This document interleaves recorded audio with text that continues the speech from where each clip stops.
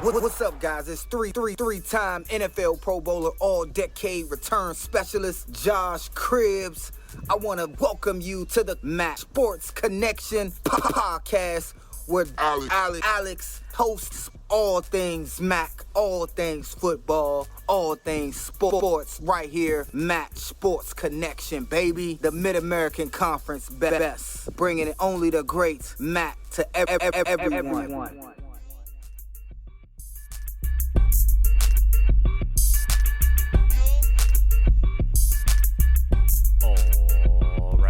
Welcome back to the Mac Sports Connection podcast, part of the Varsity Podcast Network, presented by Learfield. I'm your host, Alex the Captain. Thank you so much for joining me this week. There is plenty to talk about, lots happening in the Mid-American Conference. We're going to talk about football, going to talk about field hockey, going to talk about soccer, some volleyball stuff, lots of great things happening. But I think what I want to do is I just want to quickly run down what's happening in the volleyball world, because that just feels like a logical place to start. Lots of great action happening. In fact, we've got 4 teams sitting at the top of the Mid-American Conference, all with a perfect 2-0 record in conference play. Western Michigan, surprisingly, has dropped a conference game early after a perfect season last year, all including the regular season and the MAC tournament. Western Michigan now officially 1-1 in conference play. The folks at top, Central Michigan, Toledo, Bowling Green, and Eastern Michigan. Central Michigan with an overall record of 11-3, perfect on the road at 5-0. They're currently riding a 2-game win streak. Toledo also sitting pretty. Maybe that makes sense. Sitting at a perfect 2-0 in conference play. 9-5 overall, 5-0 at Savage Arena. Got a big test tonight against Bowling Green, who, funny enough, also 2-0 in conference play. They are 7-6 on the year. They've played some really high caliber opponents on the season, so I don't know that I fully think their record is reflective of what they've done. I mean, they just recently played Ohio State, and then at home. They've taken on Dayton. They've taken on University of Illinois Chicago, Cincinnati. I mean, they've played some high-end opponents. They did march into Muncie just a couple days ago and beat the Ball State Cardinals at Ball State in a 3-2 set on, looks like Friday, and then a 3-0 sweep on Saturday. Like I said, they were at Toledo tonight in the Battle of I-75, big rivalry game in the Mid-American Conference, and it's not just for football. This is a game that matters to everybody in pretty much every sport. So looking forward to seeing what they do there. And then obviously they travel on down to Bowling Green again, and they host Western Michigan this weekend. But a nice kind of a possible 3-5 game set, or a 3-5 set match rather, in the Glass City. Falcons versus Rockets should be a good one. And then, I think what is kind of a surprise, we've got Eastern Michigan sitting at 2-0 in conference play. And if you know anything about how Eastern Michigan did a year ago, you know that they were not exactly great at volleyball. In fact, they went 5-25 a year ago. So not what you want, but they're really turning this around. And I think that when you look at it, you got to give a lot of credit to head coach Kevin Foman, who was named the head coach last year. A lot of growing pains a year ago, but he's got a great and talented staff around him that they're doing what they can to turn this ship around. And turn this ship around they have. Like I said, they've started the year 8-8. Getting some wins that they definitely would not have gotten a year ago. And like I said, they're sitting at a perfect 2-0 in conference play. They did play Kent State this past weekend. Big test for them tonight against other undefeated in conference play team, Central Michigan. So the top 4 teams in the conference, well, 2 of them are going to fall and add a blemish to that perfect record. Moving on over to field hockey. Of course, field hockey, a sport I care very dearly about in this league. Appalachian State Appalachian State. Appalachian State and James Madison and Kent State lead the Mid-American Conference at a perfect 3-0, 2-0, and 2-0 respectively. Kent State, however, this has been these are their first wins of the year. This has been a rough season for Kent State, but they've played some really high caliber opponents. I don't want to take away anything from what they've done. When you look at this list of schools that they've played, they've taken on Indiana, Liberty, at Stanford, at Cal, at UC Davis, Penn State. They've played all these teams. Unfortunately, all have been losses, but now they've got wins against Ball State, against Longwood. They just lost in Winston-Salem at Wake Forest, and then they take on Appalachian State.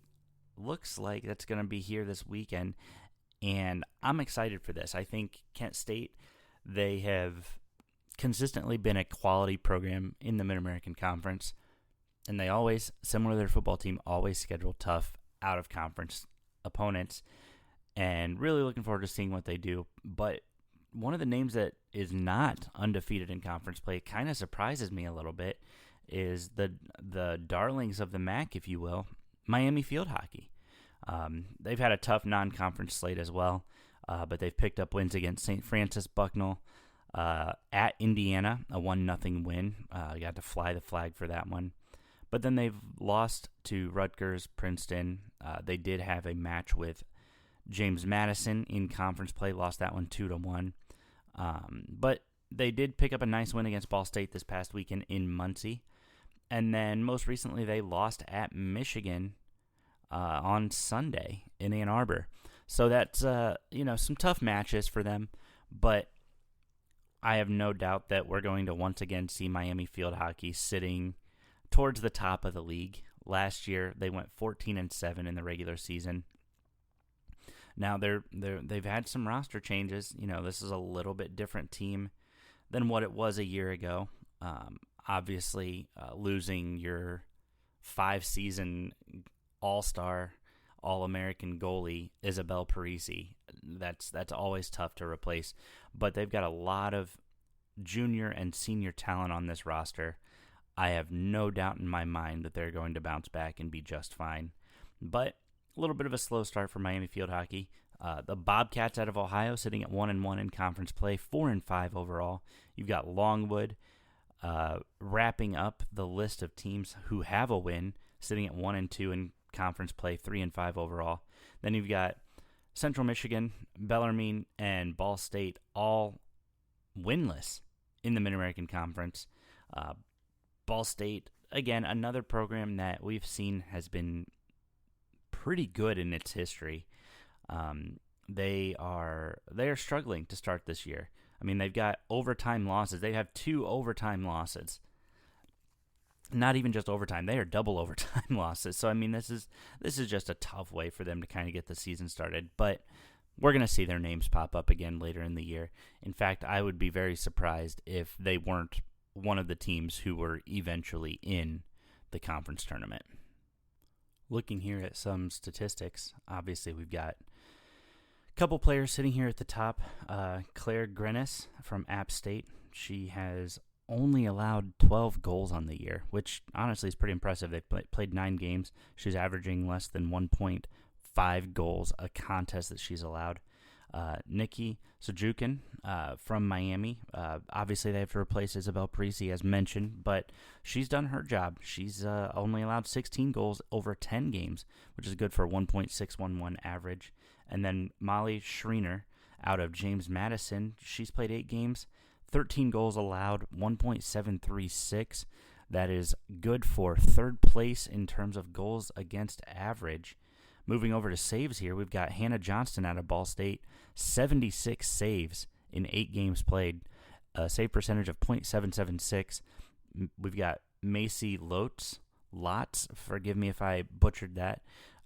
She has 61 saves over 9 games, and that is good for a .772. And then Sophie Moljic from Longwood. Again, I apologize if I butchered that name. She has 42 saves over 7 games, good for .764 save percentage. And then let's look at these shutouts. We've got Claire Grenis dominating the Mid-American Conference right now. She has 4 shutouts over 9 games. She's averaging a shutout every other game right now. That's impressive to me. And then Nikki Sajukin, she is averaging a shutout every 3 games. She's got 3 shutouts over a 10-game stretch, and that is good for 300 or a .300. And then Molly Schreiner out of James Madison, she has 1 shutout on the year. In fact, the last on our list, sitting at a .125 shutout average, which, again, you can't be upset about that. You get a nice shutout. That's not only credit to you as a goalie, but a credit to your team and what support they've been able to put around you. Saves per game, Hannah Johnston dominating in this category purely off of average. She has 76 saves over 8 games with a 9.5 save average per contest. Kaylee Workman out of Bellarmine, she has 77 over 11 games, good for a 7 save average. And then Macy Lotz out of Ohio, again, 61 saves over 9 games, good for a 6.78. These ladies are killing it. Guys, if you're not watching field hockey, please make sure that you check this sport out. And then I want to kind of go over some of these points and goals winners. We've got Claudia Garcia Negretti out of Miami, one of the girls that I was fortunate enough to interact with and see down at Miami last year.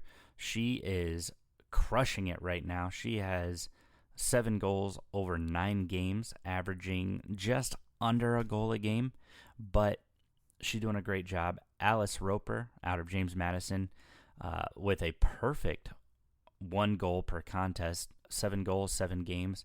And then Cameron Mallory, or Mallory Cameron, I'm not really sure. The list kind of switches up on me a little bit here. I'm going to go Cameron Mallory purely based off how Cameron is spelled. But she has 7 goals over 10 games, good for a .700 goal average. Those round out the top 3. And then let's move over to assist here. And to nobody's surprise, Miami's dominating in the assist category. Carly Service, she has 6 assists over 10 games. Berta Mata has 4 assists over 10 games. And then Henriette Schulter has 4 assists over 10 games. Those round out your top 3 in the Mid-American Conference. But then out of the top 6 is another Miami, Paula Navarro. She has 3. You've got Anna Crump out of Bellarmine, who has 4 assists over 15 games. And then Lisa Bokar, she has 4 assists over 9 games out of App State. So hats off to these ladies.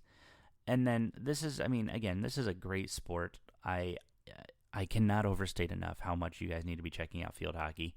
Go check out this sport. You'd be surprised if you know of a field hockey team close. And you don't have to support MAC field hockey. Support regular field hockey. It's great. You could support, Michigan or Ohio State, whoever. There are enough teams that you can find a team, but that's not scattered throughout the Mid-American Conference like I would hope. I would love for Bowling Green, Toledo to have teams as well. It's just, sadly, it doesn't happen. Buffalo doesn't have a team. Akron doesn't have a team. And I think they all should. I don't see Northern Illinois either, and that's honestly kind of sad. This is a great sport with some great programs, and I think it'd be really cool to see all of these schools host a field hockey team. Let's move over to women's soccer really quick. This has been let's just say this has been an interesting season for some of these teams. Off to some incredibly interesting starts. You've got Buffalo sitting at 3-1 atop of the Mid-American Conference. They're 8-1-2 overall. They're on a 1-game win streak. Western Michigan sitting at 2-0-2. And they're at a 5-1-5 record on the year. It's not very often you see that many ties. But moving right along, we've got Central Michigan sitting at 2-0-2, 4-4-3 on the season. Ohio 1-0-3. in conference play. Of course, 6-1-4 on the regular season. To have 3 ties in conference play this early is pretty insane. Moving on to Bowling Green, 2-1-1, 5-3-2 on the season. Kent State 2-1-1 in MAC play, 5-3-2 on the season, tied with Bowling Green there. We've got Miami 1-1-2, 5-2-4 overall. Ball State 1-2-1, 6-4-1 overall on the season. Eastern Michigan 0-1-3. Again, 3 conference ties and 4 tries. It's honestly pretty impressive. They're 4-4-3 on the season. Toledo 1-2-1, 4-5-2. They are on a 1-game winning streak in the Mid-American Conference. Northern Illinois 0-2-2, 6-3-3, and Akron at dead last in the MAC 0-4, 5-4-2. They've lost their last 4 contests, including giving Toledo their first conference victory of the year, sitting at a 1-0 final. Looking at some of these scores, Western and Central Michigan battled to a tie, 0-0. Eastern and Ball State, a 0-0 tie. We've got some great games on tap this next week. We've got Northern Illinois versus Bowling Green at Bowling Green. We got Western Michigan at Kent State. Ohio at Akron. All these games are going to be taking place on October 5th or October 6th.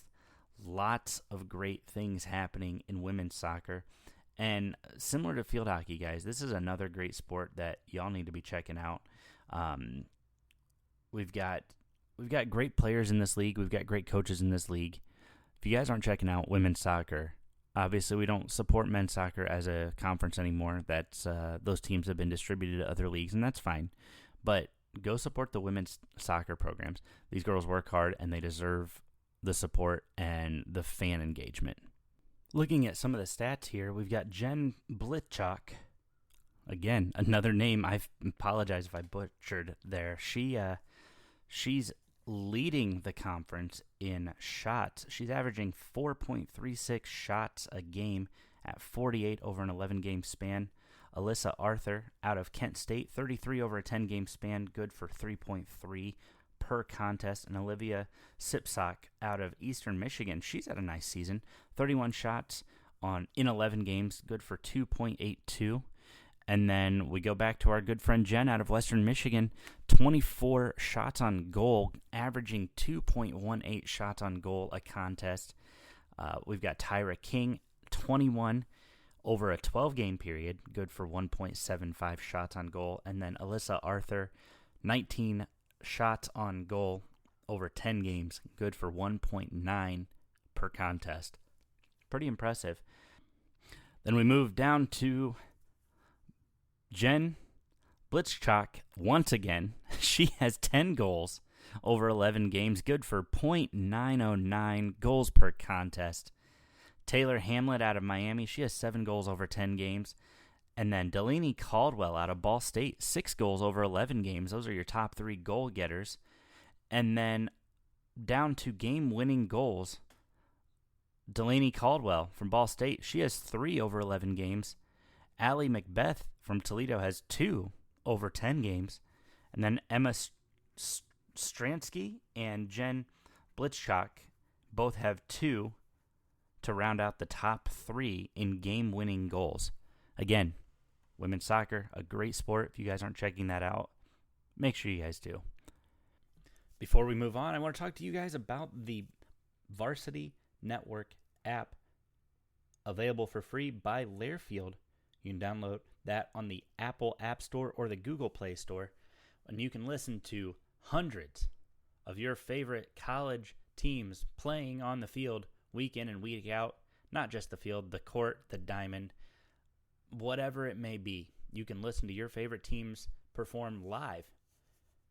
That audio broadcast is available from every school in the Mid-American Conference, all part of the Learfield Network, all part of that family. Definitely worth checking into, downloading today. You can also listen to a bunch of your favorite podcasts. You want to listen to the Max Sports Connection podcast? You can listen on the Varsity Network app and bookmark it as one of your favorite shows to listen to. You can listen to other great shows such as Sickos Committee and the Group of Five guys, both who have done a great job in promoting not only their content, but the leagues that they love and support as well. Download the Varsity Network app today for free in the Apple App Store or the Google Play Store. Well, dial in on the topic everybody wants to talk about. The other night, I held a Twitter space and X space, and a lot of things came from that. So first off, big thank you to all of you guys who tuned into that, who contributed, who listened in, and I just wanted to say thank you. But the big bombshell news that was tweeted out by Brett McMurphy, Mountain West contacted the Mid-American Conference to seek to add, or to express interest rather, in Northern Illinois and Toledo as football-only members. A couple things come to mind. One, it's clear that the Mountain West is trying to, I guess, survive this most recent round of conference realignment. As most of you know, a lot of the big players of the Mountain West are moving to the Pac-12 to try to stay alive in the Pac-12. And I guess I have a couple thoughts. First, my initial thought is, why Toledo and Northern Illinois? My second thought is the Pac-12 and Mountain West honestly should just merge. The Pac-12 has two teams left, Washington State and Oregon State. I feel like this is an opportunity where you call it the Pacific Mountain Conference, the PWC, and you incorporate things. So you dissolve both conferences and you create a new conference. And I think that would be the most ideal solution. Then you're not really losing anything, because the Pac-12 teams that are left have a scheduling agreement with the Mountain West. So to me, it feels like there's an opportunity to kind of grow that market and just merge and create a new conference. There's something to think about. Back to Toledo and Northern Illinois, geographically, and I know geographic is not a thing anymore in college sports. I mean, we've got the Big Ten going literally from East Coast to West Coast. But I think geographically, especially for Group of 5 schools, Toledo and Northern Illinois make zero sense. Northern Illinois only slightly more. They were part of the Big West years ago, before becoming an independent, before rejoining the Mid-American Conference. But I do think that this is a move that, if Toledo or Northern Illinois were to pursue, I think it's a move that could damage the Mid-American Conference. And not just because of the brands that Northern Illinois and Toledo are, but I think that two programs who have been football staples in the league, they've won 7 of the last 13 championships combined. They've been in the last 3 straight championship games. I mean, this is in my mind a dangerous move. There's talks about the finances, and I think the finances are a big aspect. I don't want to discredit or disparage that, but I think when you look at the finances, yes, Toledo and Northern Illinois would receive part of the buyout money from the teams going to the Pac-12 that they would have to pay to the Mountain West. But then the revenue sharing, I think when you look at it, what people are overlooking is, one, the MAC is going to get a new deal here very shortly, especially now with adding UMass. Boston is a massive market. The state of Massachusetts is a massive market. A lot of UMass alumni, the flagship, school in Massachusetts, a lot of their alumni live and work in Boston. I think there's something to be said for that. Now, I do think you have to look at what a buyout could be. And I don't know how these buyouts work. In fact, when I was looking it up, it seems like it's kind of up to the league. I have kind of looked into this a little bit more. I know that the Mountain West, they are imposing a pretty hefty buyout for the teams that are leaving the league because they're giving less than a 2-year notice. It looks like, and I've just got the numbers here, it looks like Utah State and any of the other teams that are leaving the Mountain West have to pay a $17 million buyout if they gave at least a year's notice, or $34 million if they gave less than that. It also looks like these other leagues could be facing poaching penalties. The Pac-12 is looking at paying out another $55 million in poaching penalties after losing these teams. It looks like these schools they've had to pay a lot, and I have to think that something similar would come if Toledo and Northern Illinois left the Mid-American Conference.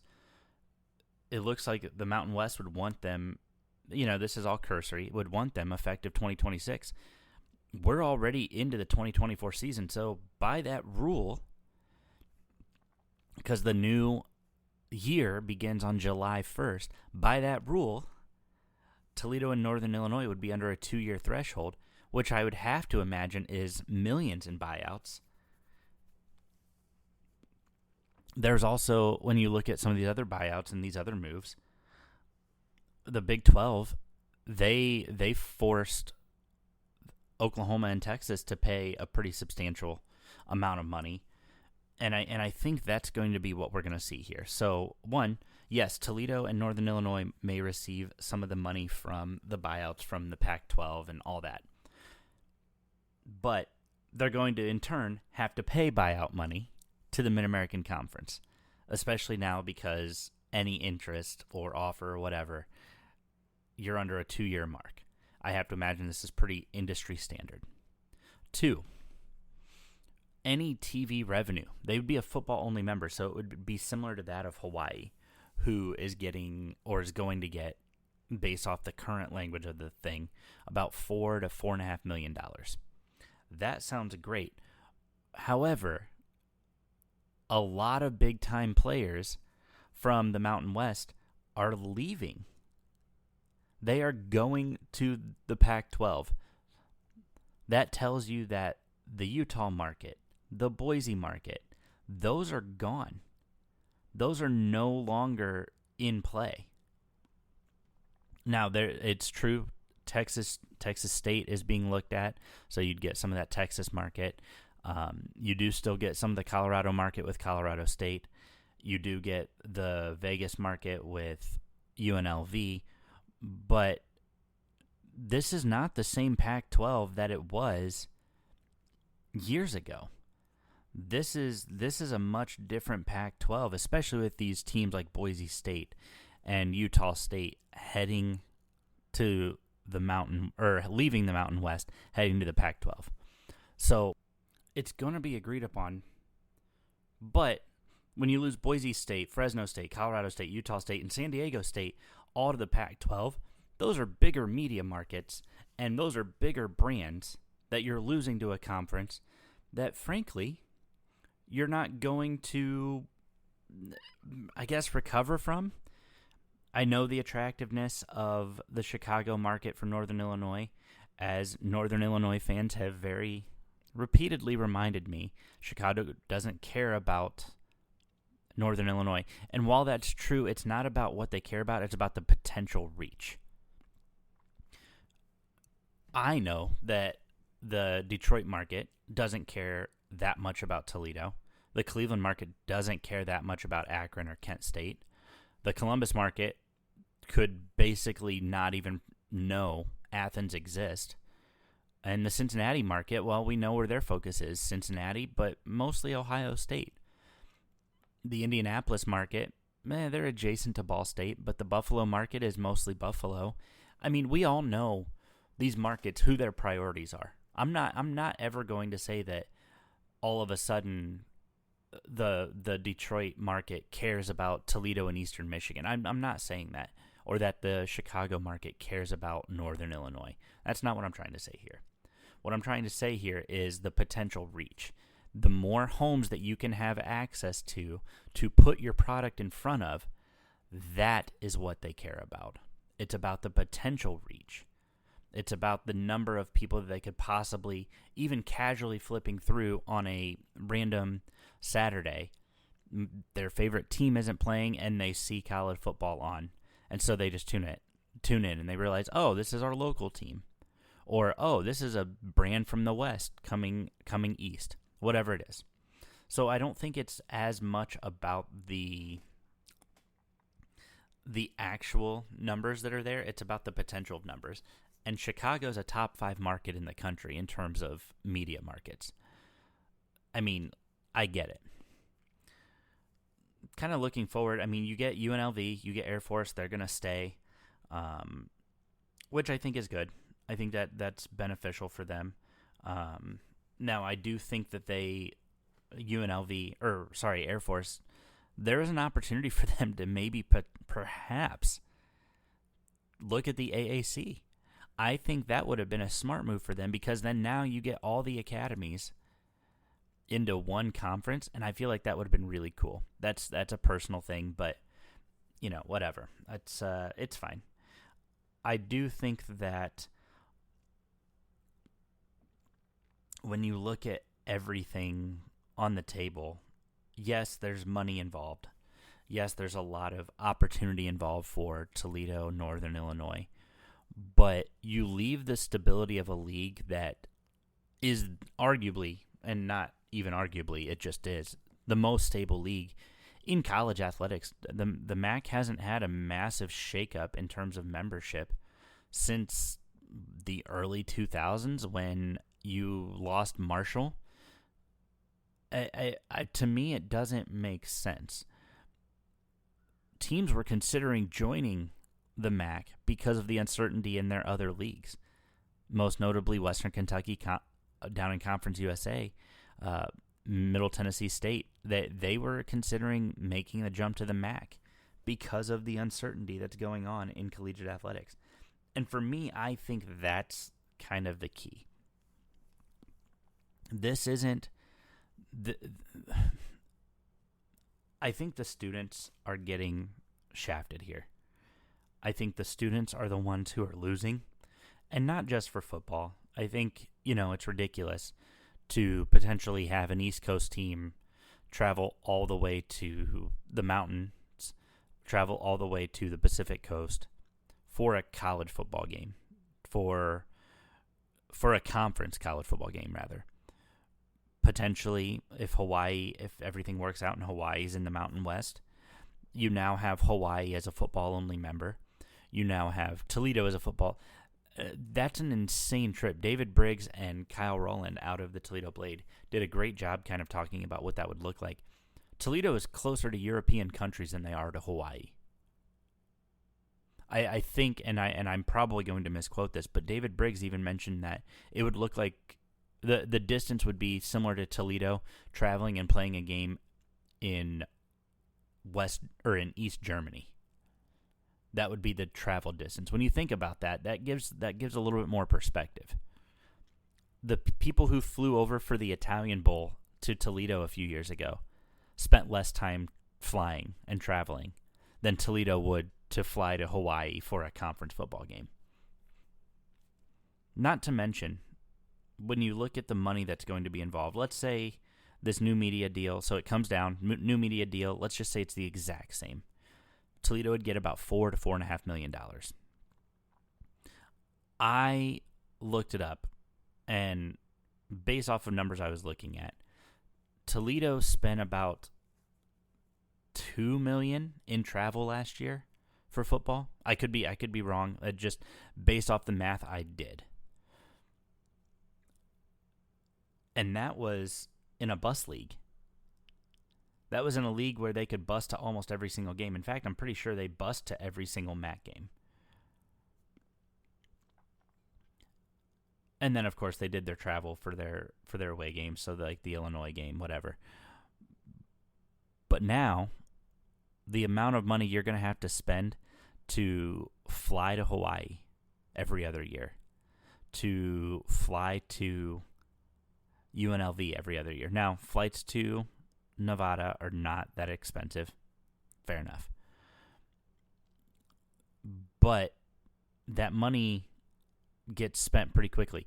Also, football only, that means the MAC is not going to let them stay in other sports. The commissioner has been very clear about wanting full members only. He's not going to let the two of the biggest brands, I don't want to assume here, but I think the two biggest brands in MAC football leave and let them keep their basketball. Let them keep their their soccer. Let them keep these other sports that they participate in, baseball, softball. They're not going to stay and receive a slice of the MAC pie because they're one of the big sports. I mean, they can be affiliates in field hockey, sure. Affiliates in wrestling, sure. But they're not going to get to stay as members of the MAC with this new potential idea. So you have to find a new home. The Ohio Valley Conference, the Missouri Valley Conference, the Horizon, not bad leagues. But that's more instability. That's more shakeup. And, maybe those guys don't want to send an invite to these schools. Northern Illinois hasn't been a beacon of successful college basketball, so maybe one of them would. But do you think that these teams and these schools and these leagues want to come in and all of a sudden Toledo's the new king of the hill? Now, I know that I've argued against that for UMass doing that to the MAC, so I sound a little bit hypocritical here, and I recognize that. But I think that you got to look at these things. Now I think it's worth noting that the Toledo market would be nice for a Horizon League because there's more people with eyes on it, and we all know the city of Toledo loves its college basketball, particularly its women's college basketball. So I think there's some merit to that, and I think there's some value to the Horizon League or one of these other leagues. But I don't know that it's valuable enough for Toledo and Northern Illinois to leave the MAC to do all the extra football travel, all the extra hotels, all the extra flights, all the extra, not just driving equipment trucks. You're going to have to fly equipment to Hawaii. Like it's and yes, I'm using Hawaii as the extreme, but it's important to see what the edges of the new Mountain West are going to potentially look like. Now, I do think, if I'm being honest, Northern Illinois likely pulls the trigger over Toledo. In fact, I would not be surprised if Northern Illinois pulled this trigger. I take that back. I'd be surprised, but it wouldn't completely shock me. Toledo probably, if they were to leave conferences, they would probably want to go with like a Bowling Green. I mean, it's a staple rivalry, but we've seen in college athletics, rivalries, they don't matter anymore.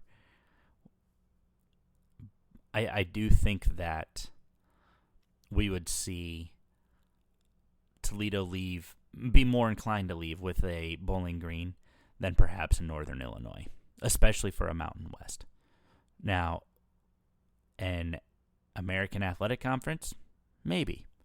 Maybe we could see Toledo leave. But who knows? So I do think that that's something worth considering. I won't rehash all my thoughts. We had a 2-hour space.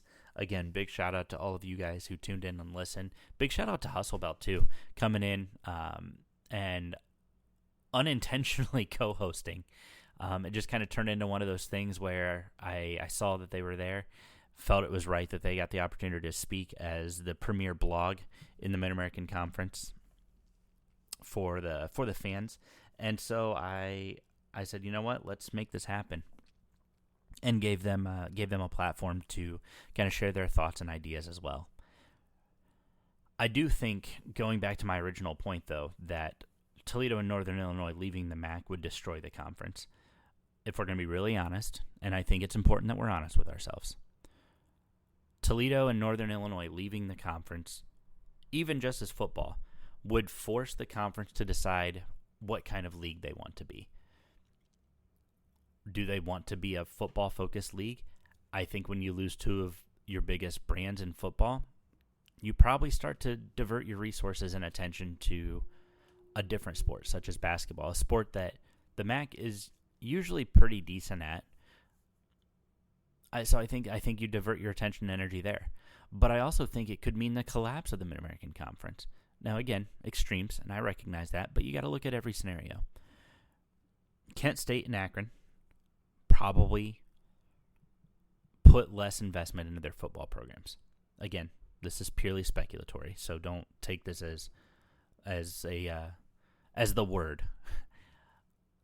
They probably put less time and effort into their football programs, and they probably divert all their energy and resources towards basketball, the sports that they are incredibly dominant in the Mid-American Conference.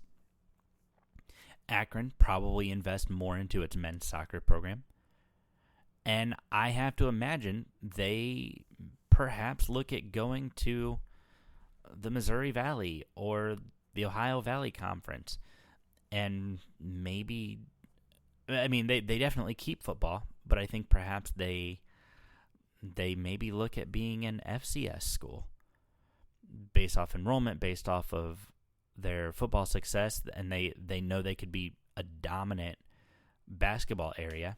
I think that would make sense. If that happens, I think we see UMass, they walk it back and they say, hey, A10, we're going to stay here. And then they look for a football partnership with a different league, or they look at the AAC or Conference USA. It feels like Conference USA is kind of an amalgamation of schools and programs right now. UMass would make a little bit more sense for them if the MAC started to implode. I think, too, then you look at Bowling Green. Bowling Green probably starts to put its resume together to get an invite from the AAC. What happens to the Michigan teams? Well, that's different. I mean, Western Michigan, I would argue, in the last decade was the most successful team, but they've also had some of the really lowest lows. Eastern Michigan's, they've done a great job under Coach Chris Creighton, but they've not even won a MAC championship since 1987. They're the only team who hasn't even played in Detroit in a conference game. So I think you, when you look at all of it, it's going to affect a lot more than just losing Toledo and Northern Illinois. And maybe that's a good thing. Maybe that's a bad thing. I don't really have the answer for that. And maybe I'm entirely wrong, and new teams step up, and finally, out of the shadows of Toledo and Northern Illinois, you can bring in a Western Kentucky. You can bring in an Indiana State, and maybe you focus more attention on basketball while still figuring out how to be pretty decent at football. It doesn't have to mean the collapse of the Mid-American Conference. I don't know. That's those are my thoughts. I do want to take a look at this this football scoreboard here real quick, though. This past week was, well, let's just say this was interesting. We had a lot of great football being played. Not a great weekend for the MAC, if I'm being completely honest. We had Buffalo got absolutely curb stomped by UConn. Northern Illinois lost a heartbreaker at NC State. I really thought Northern Illinois was going to pull this one off. The Wolfpack ended up taking down the Huskies in Raleigh, 24-17. Ball State, they're figuring stuff out. Ball State drops a massive one to James Madison. James Madison put up 63 points on Ball State, which, for what it's worth, less points than they put up on North Carolina the week before. So maybe North Carolina should take some defensive notes from the Cardinals. Central Michigan got a crazy win in Mount Pleasant over San Diego State. Big-time win for Central Michigan over a fellow G5. Ohio, they kicked off conference play. They got a 30-0 win at homecoming over Akron down at Peden Stadium. Miami, they got a overtime win over UMass. Miami avoids the 0-4 start, gets a win over UMass in overtime. Kent State, their offense finally showed numbers. They put up 33 points. However, the defense, they gave up 52. So Kent State still falls to Eastern Michigan in conference play 52-33. But I got to tell you, I was relatively impressed with what I was seeing out of Kent State. There are definitely things that they could have done better. But I got to say this. I mean, they had They had 77 rushing yards. They had 345 passing yards, and it wasn't even their normal quarterbacks. They went back to Tommy Ulatowski, who I think, just based off of things that I've seen, he's been the best quarterback for Kent State last year and this year. But they're down to just him now. This slate of games that they played against power opponents, against Penn State, against Tennessee, I get why you do that. I get why you play these games. But I think you can do it and play games that are going to be less overall harmful to your program. I think that these games can be demoralizing. Mostly because Kent State right now doesn't have the foundation to rebound from those kinds of losses. That being said, they did look pretty solid at home, as mentioned. They ended up losing 33-52, like I said, but maybe Kent State will find a MAC win this year. Western Michigan lost a tough one at Marshall, 27-20. Bowling Green continues to be the most confusing team in the Mid-American Conference. I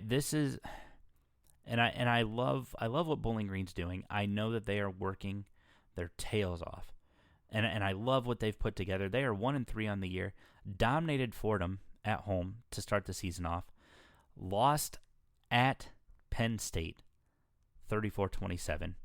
And then 2 weeks later, lost at Kyle Field against Texas A&M, 26-20.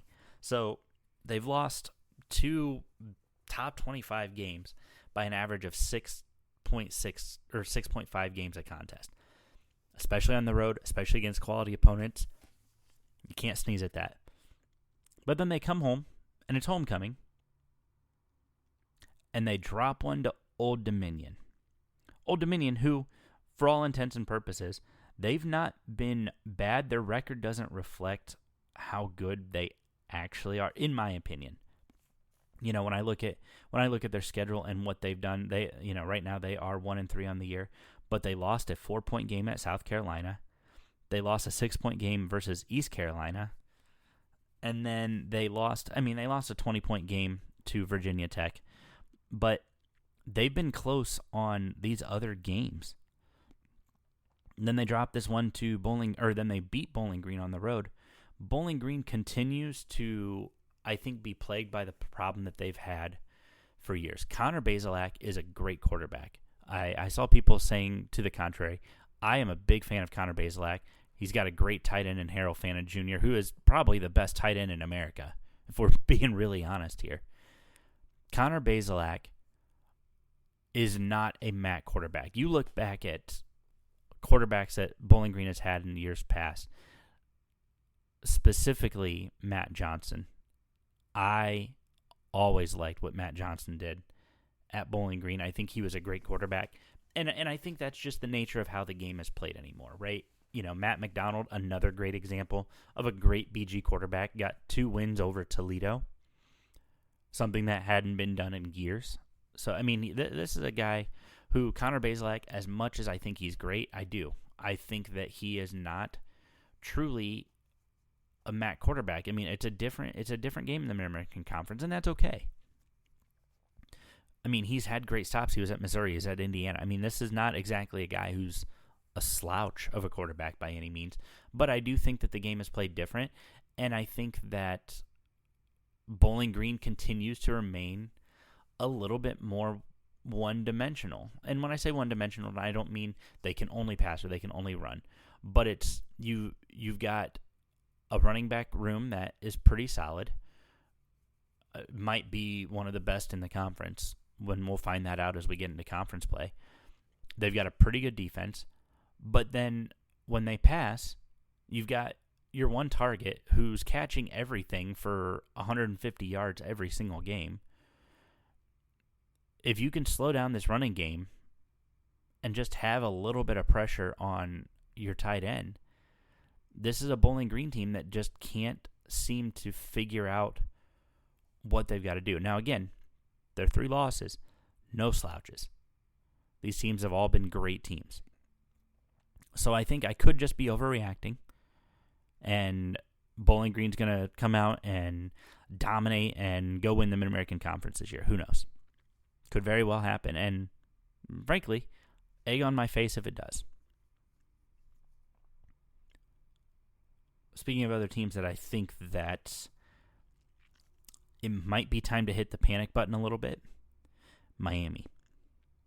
Now, Miami's played some great opponents this year. I don't want to take away anything from what they've done. In fact, I think you could really argue that, they lost that Northwestern game, the defensive effort. I mean, you gave up 13 points to Northwestern. Not bad. Cincinnati at home. That one's a tough one to lose. You go on the road to Notre Dame. And I think this one is confusing because we just saw Northern Illinois take down Notre Dame. In fact, Northern Illinois has been one of the best defenses in the country. I think they're in the top 7, top 10 in overall defense on the year. And somehow they're 2-2. I think the offense is a little step behind. But that being said, 3 points on Notre Dame. And not to say that Miami didn't have opportunities. They had plenty of opportunities in that Notre Dame game. Miami had lots of opportunities to put UMass away and to win and really take care of business far and away ahead of what was happening. But I do think that there's a little bit of a cause for concern. Brett Gabbert still can sling the rock. I mean, he put up 300 plus on Cincinnati yardage-wise. I mean, this is a guy who can still throw the ball. He can throw it far. He can do a lot of different things. I mean, he still had, 175, 180 against UMass. He's taking sacks. And some people are saying, oh, that could be because he's timid about running, which, fair. He's had 2 major injuries. I get it. I'd be a little bit nervous about trying to run on defenses as well. But this is an interesting offense. We knew Miami was going to have an unbelievably stellar defense, and they've shown it. They've shown it pretty much throughout the entire year. They've limited opponents to opportunities, but they haven't been able to capitalize on mistakes. And I'm sure that'll turn around.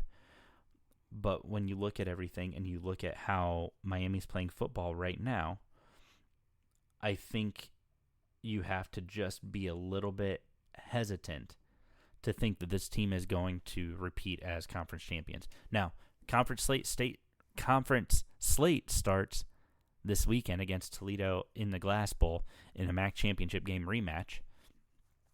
But I do think that game is going to set the tone. Toledo wins that game. Miami drops to 1-4. That's tough. Toledo wins this game, or Miami wins this game.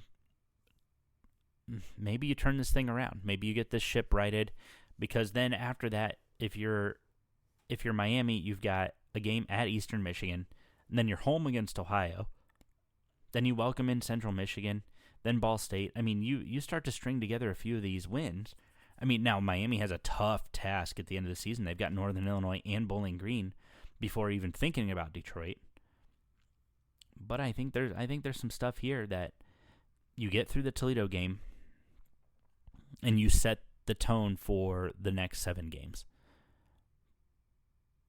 I do think, and you guys will see predictions later this week, I do think that Miami may trip up in the Glass Bowl.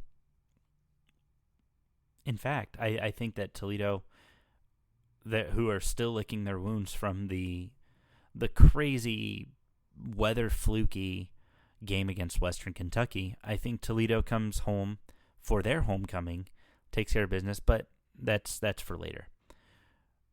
I like Chuck Martin. I think he's done an excellent job, and I think Miami is overall still in good hands. You lost a lot of key pieces to the transfer portal to graduation. This is a Miami program that I think they're going to be okay. People are saying hit the panic button. I even said at the top of the segment, it might be time to hit the panic button. But that doesn't mean the program is going to fall apart. I think you hit the panic button on this idea that you guys are going to repeat as MAC champions. Who knows? Guys, that's going to be all I have for today. If you stayed around this long, thank you. I appreciate it. You'll be able to check out, I've got a new segment that I've been doing the last couple weeks. I mentioned it a couple weeks ago, called The Weekly Walkthrough with Alex and Graham. And you guys remember the voice of the MAC baseball rundown, Graham Giles. He's helping me. We're doing about a half-hour video segment that I'm trying to release on Fridays. Been a few Saturday releases, so I apologize for that. But I'm trying to release that on Fridays as just bonus content for you guys. We pick one game out of the week that week, and we say, this is the game we're breaking down. We're going to talk about what players have done on the year, what we expect the teams to do in the matchup, strength versus strength, weakness versus weakness. It's been a fun segment, and we do that on video. That's a video component that it's been requested that I bring to the table. A lot of people have said, hey, there's an opportunity here for you to have some more content. Part of you guys said that in the survey I put out this summer about what kind of content you would like.